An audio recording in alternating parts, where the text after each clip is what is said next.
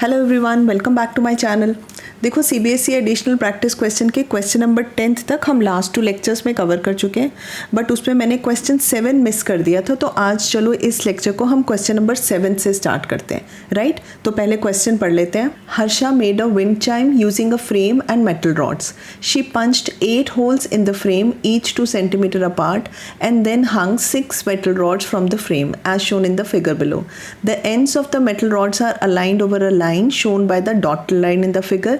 If all of the rods are straight and not swaying, then what is the length of rod P? ठीक है, question को पहले अच्छे से पढ़ो और समझो और ये चीज़ चेक करो कि ये कौन से टॉपिक से रिलेटेड क्वेश्चन है। बहुत सारे स्टूडेंट्स में यही कन्फ्यूजन था कि ये किस तरह से करना है, कौन से टॉपिक से रिलेटेड है। तो देखो, तो मैंने इसको थोड़ा इजी करने के लिए ये फिगर मैंने साइड में बनाई है, राइट। तो अब यहाँ पे मैंने ए बी सी डी एक ट्रेपीजियम बनाया। अब आप इस जो गिवन फिगर है उससे कैसे रिलेट करोगे। सपोज करो ये वाला एंड जो है ये मैंने ए से रिप्रेजेंट किया है, ये बी है, this is C and this is D, ठीक है। और अब मैंने उसको इस तरह से रोटेट करके बनाया है। ए बी की लेंथ आपको पता है 6 centimetres, it is given in the question. C D again is known, it is 29 centimetre. और आपको ये पी रॉड, इसको मैंने पी आर से डिनोट किया है, इसकी लेंथ निकालनी है इस वाले रॉड की।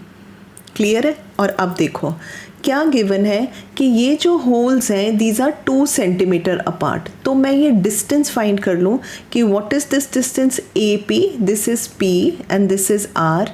ए पी कितना डिस्टेंस है एंड पी डी कितना है। तो पी डी आप चेक करो, इट इज़ एक्चुअली 8 सेंटीमीटर, आप फिगर से देख सकते हो। और जो ए पी है ये 6 सेंटीमीटर है, टोटल 14 सेंटीमीटर का है।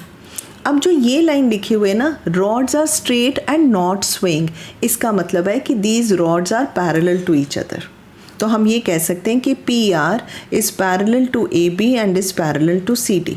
और हमें निकालना क्या है, अब आप इस फिगर पे ध्यान दो, मुझे पी आर की लेंथ निकालनी है। और क्योंकि मैंने ये सिंप्लीफाइड फिगर बनाई है तो अब आपको क्लियर हो जाएगा कि आपने यहाँ पे क्या कंसेप्ट यूज़ करना है। तो इस पर सबसे पहला स्टेप हमारा क्या होना है कि हमने triangle A P Q and triangle A D C को सिमिलर प्रूव करना है, राइट।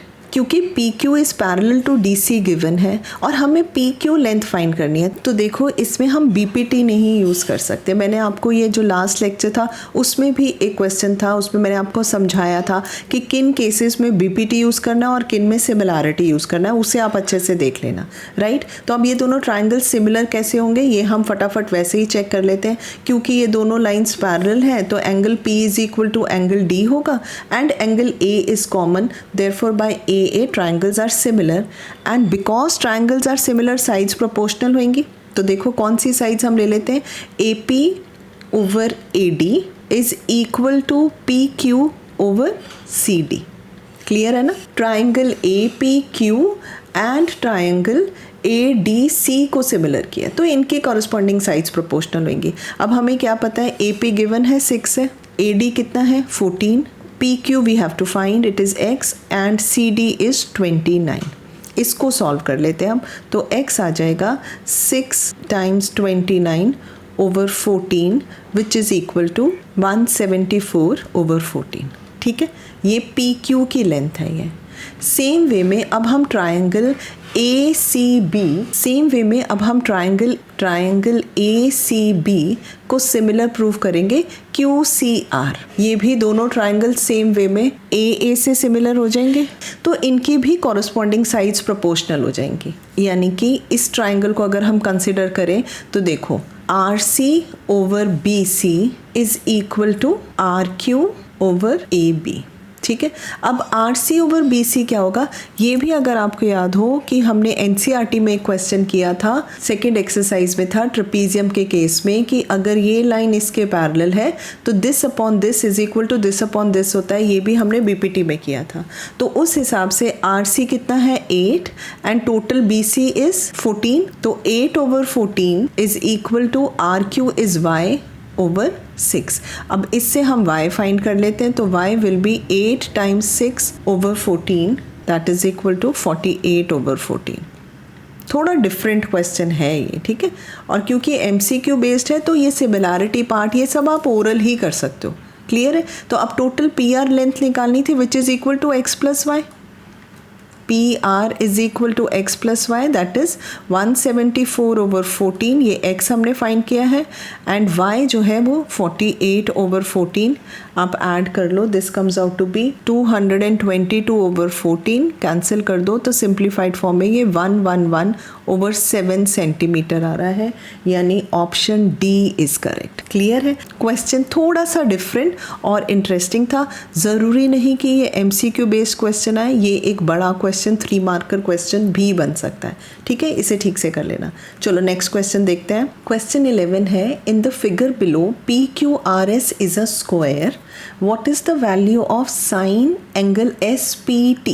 एंगल SPT, इस वाले एंगल की बात हो रही है, और गिवन वैल्यूज़ देखो आपको क्या है, PQ लेंथ पता है 17, and because it's a square तो all sides are of 17 centimetre each. QU is 15 centimetre, PU is 8 centimetre, and moreover ये एंगल आपको 90 डिग्रीज का दिया हुआ है, और स्क्वायर के अंडरस्टूड है all angles are of 90 degree. हमें साइन ऑफ SPT फाइंड करना है। Good question. तो इसमें पहला पार्ट क्या है कि हम यहाँ पे दो triangles SPT, triangle SPT and triangle UQP को सिमिलर प्रूव करेंगे। ठीक है, आप पहले ये फिगर देख लो, STP एंड UQP। यहाँ पे एंगल S 90 डिग्रीज का है, यहाँ U भी 90 डिग्रीज का। मैं आपको समझा रही हूँ कि कैसे सिमिलर प्रूव करना है। ठीक है, तो अब देखो, अगर आप सिर्फ ट्राइंगल STP कंसिडर करो, STP तो ये 90 डिग्रीज का है। अगर ये एंगल थीटा है तो by sum angle property angle T 90 minus theta हो जाएगा। क्लियर? और अब आप PUQ ट्राइंगल कंसिडर करो ऐसे, इसमें ये एंगल 90 डिग्रीज का दिया हुआ है। ठीक है, और SPT को हमने थीटा कंसिडर किया ना, ये वाला एंगल थीटा है, तो ये कंप्लीट एंगल 90 डिग्रीज का था, तो ये रिमेनिंग 90 माइनस थीटा हो गया। ठीक है ना, तो उस हिसाब से ये वाला एंगल 90 माइनस थीटा हो गया। तो इन दोनों ट्राइंगल्स में AA से ये दोनों ट्राइंगल सिमिलर हो गए। कौन से ऑर्डर आप देखो, SPT इज सिमिलर टू, यहाँ पे UQP हो जाएगा। ठीक है, 90 डिग्री को कॉरस्पॉन्ड कर रहा है, और 90 माइनस थीटा को। तो क्योंकि ये ट्राइंगल्स AA से सिमिलर हो गए हैं तो इनकी साइड्स प्रोपोर्शनल हो जाएंगी। ठीक है, और कौन सी साइड्स प्रोपोर्शनल होंगी, ST/PU is equal to PT/PQ। मैंने यही साइड्स क्यों लिए, क्योंकि ये साइड्स गिवन है हमें।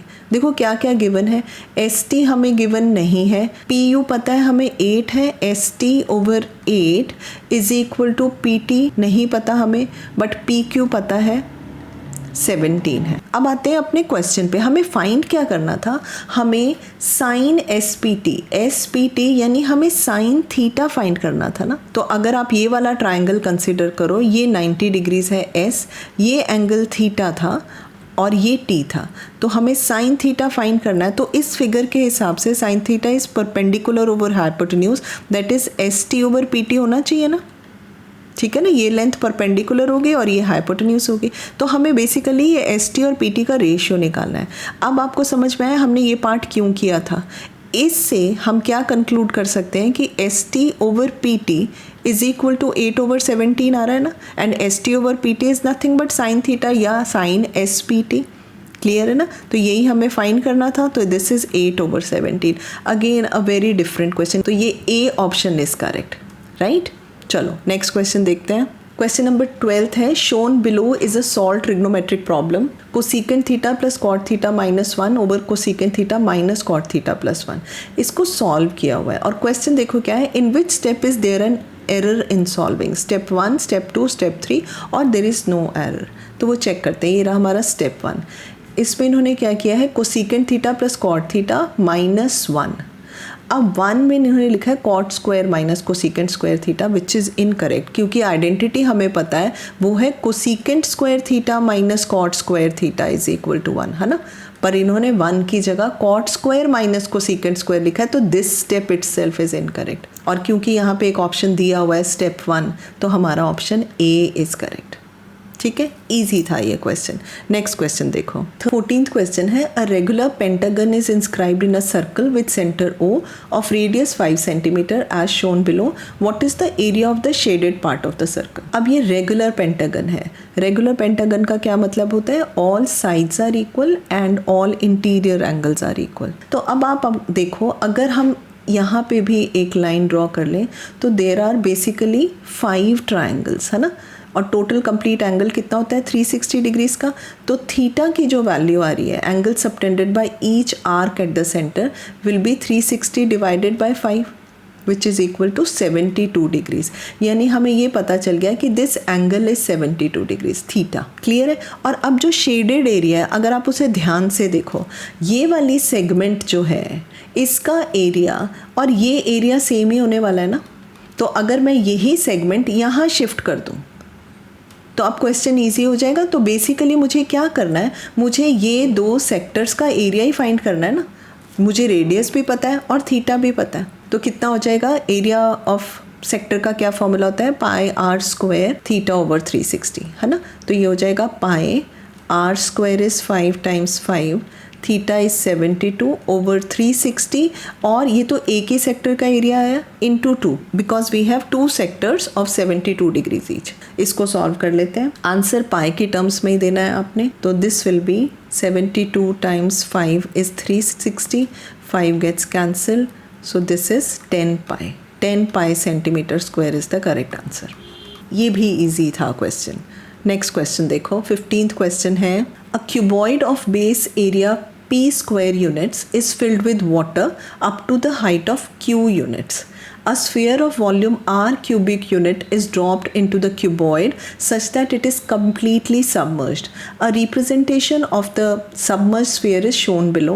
Which of these represents the increase in height of the water? देखो, अब इसमें initially suppose करो जो वाटर लेवल था क्या दिया हुआ है, it is up to the height of Q unit. Suppose करो वो यहाँ तक था, दिस इज Q, और क्योंकि हमने इसमें एक स्फीयर इमर्स किया है तो इसका वाटर लेवल ऑब्वियसली इंक्रीज हुआ होगा। सपोज करो इतना इंक्रीज हो गया, ये वाटर लेवल है up to the height of से H, ये हाइट H है। तो what is the value of this volume of water, ये हमने पढ़ा है कि volume of immersed body is equal to the volume of the liquid displaced by it. यानी जो वॉल्यूम इस स्फीयर का था, this is actually equal to the volume of water contained in this much height. ठीक है, तो ये volume कितना हो जाएगा। हमें एक और चीज़ दी है कि क्यूबॉइड का जो बेस एरिया है यानी L into B, it is equal to P square units. तो ये जो वॉल्यूम आया होगा, ये volume of water contained in H height, this is equal to, we know volume is cuboid के शेप में L into B into H होता है, लेकिन L इंटू बी की वैल्यू ऑलरेडी P दी हुई है। तो इंक्रीज वॉल्यूम जो है it is P into H and it is actually equal to volume of the sphere. और वॉल्यूम ऑफ स्फीयर कितना दिया हुआ है आपको, R। हमें निकालना क्या है, H। तो what will be H, H is equal to R over P। R over P units, B option is correct. Clear है ये भी। तो आज हम इस लेक्चर में 15th क्वेश्चन तक ही करेंगे। अगर आप लोगों को ये क्वेश्चन समझ में आ रहे हैं तो आप काइंडली कम से कम 10th क्लास के स्टूडेंट्स के साथ ये लेक्चर्स ज़रूर से शेयर करो, ओके। और इसके आगे के क्वेश्चन हम नेक्स्ट लेक्चर में कवर कर लेंगे, राइट।